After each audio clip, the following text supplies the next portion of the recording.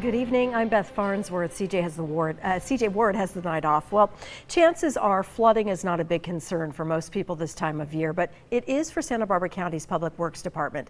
News Channel's John Palmentary joins us live. And John, one coastal area is particularly vulnerable right now. Yeah, we're standing right here next to the Carpinteria Salt Marsh where a dredge is just purring along here, working around the clock. The Carpinteria Salt Marsh off of Carpinteria Avenue is a very unique environment, and the water needs to flow back and forth with the tides for it all to work right. Without that, and if there's sediment in there like we see now, it could get blocked up and the water could come over the banks.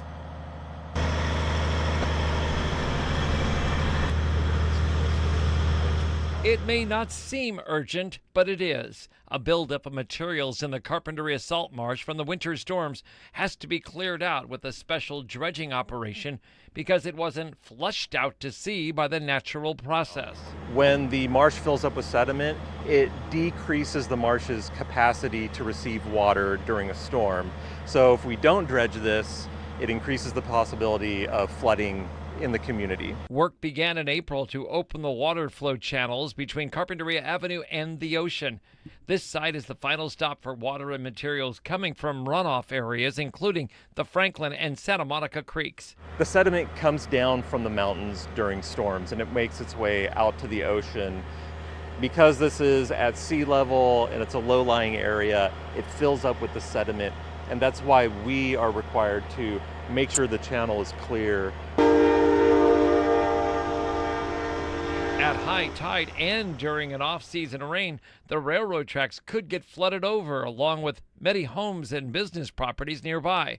The best time for this prevention is when there isn't an emergency. Even though the dredge has made it now up to an area close to the railroad tracks, all the sediment is going through a pipe and down to the coastline and out to the ocean just to the west of the Carpinteria City Beach. And the habitat here is a top priority in this project. Improve the flood channels here for safety and also environmental stewardship for all the wildlife that you can see in the area, like these ducks that are just watching this boat do its thing.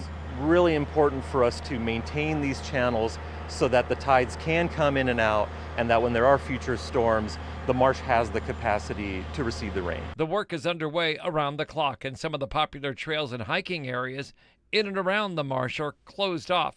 The results should be evident in the next storm. Making sure the flood channels are clear so that when there is rain, whenever it is, that water can get to the ocean and properties are protected as much as they can be. And where that pipe does dump out at the ocean, they want the public to stay away on both sides of it, including on the west side of Carpinteria City Beach. They're also testing the water and the sediment to make sure that everything going out is acceptable to the environment. Reporting live in the Carpinteria Salt Marsh this evening, I'm News Channel reporter John Palmentary. All right, and great activity right behind you, seeing them in action. Thanks for that, John. The AIDS Life Cycle fundraiser that travels down the California coastline is passing through the Central Coast this week. It is a fundraiser for AIDS and HIV support services. Nearly 1,500 cyclists are taking part in this annual event. Today's trek was an 88-mile ride starting in Paso Robles to Santa Maria. AIDS Life Cycle in total is a 545-mile journey from San Francisco to Los Angeles. The ride started Sunday. It finishes on Saturday. The purpose and mission of the event is to raise money and awareness for the San Francisco AIDS Foundation and the Los Angeles LGBTQ Center.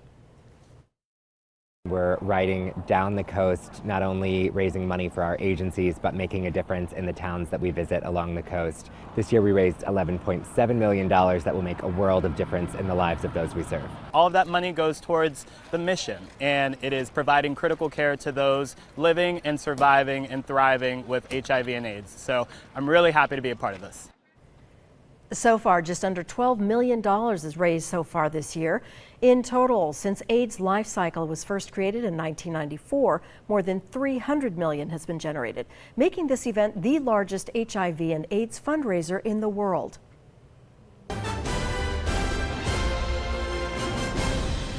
Right, time to check in now with our chief forecaster, Annika Abbott. Perfect weather for a long bike ride. It really is, because we're kind of mild or even cool out there, so that will keep you somewhat mild and cool on your ride if you are out there doing that. And we are seeing that going to be lasting for a while for the coastal areas at least. We are looking drier today overall with that upper low heading on out of the region. And as you can see, not really anything in our area for our live storm tracker radar. We do still have some cloud cover out there, so we are socked in still in some cases, looking up at gray skies. Here's our wind speeds though. So Fraser Park, you're just a little bit windy at the moment. Seeing those winds die down though for some of the interior, including Paso, Shandon, California Valley, and Cuyama. Little less than what we were seeing just about an hour ago. And coastal areas, of course, also looking quite calm at the moment. Temperatures mostly low to mid 60s if you're north of Point Conception, seeing a lot of mid 60s on the south coast and for parts of Ventura County. Fraser Park though 54 degrees, the lowest ones on the map for the time being. But I will have a look ahead at our temperatures the rest of the week and when we could expect some more sprinkles in our forecast coming up in just a few minutes.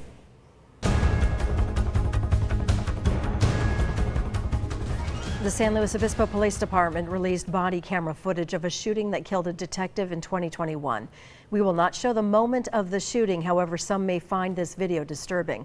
On May 10th of 2021, 3 detectives served a search warrant at a San Luis Obispo apartment. The man who lived there was linked to a string of burglaries. After knocking several times and getting no response, Detective Luca Benedetti announces that they are coming in and police break down the door. Within seconds, Benedetti is fatally shot. His partner, Detective Steve Orozco, also suffered multiple gunshots. Police later determined that the gunman, 37-year-old Edward Giron, was lying in wait and began firing shots at the officers from inside that apartment. Minutes later, Giron grabbed Benedetti's weapon and shot himself. The SLO Police Department says Orozco suffered debilitating injuries. Benedetti was a 12-year law enforcement veteran.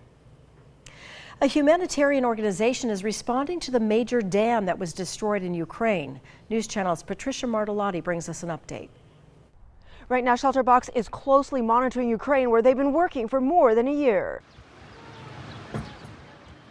Shelterbox is deeply concerned about the situation in southern Ukraine after the destruction of the Kakova Dam. Directors of the humanitarian organization say the incident is greatly exacerbating a very fragile humanitarian situation. Shelterbox has supported more than 110,000 people in Ukraine and Moldova since the war broke out, including in the southern part of Ukraine. They believe this week's incident will have tremendous consequences for hundreds of thousands of people across the region.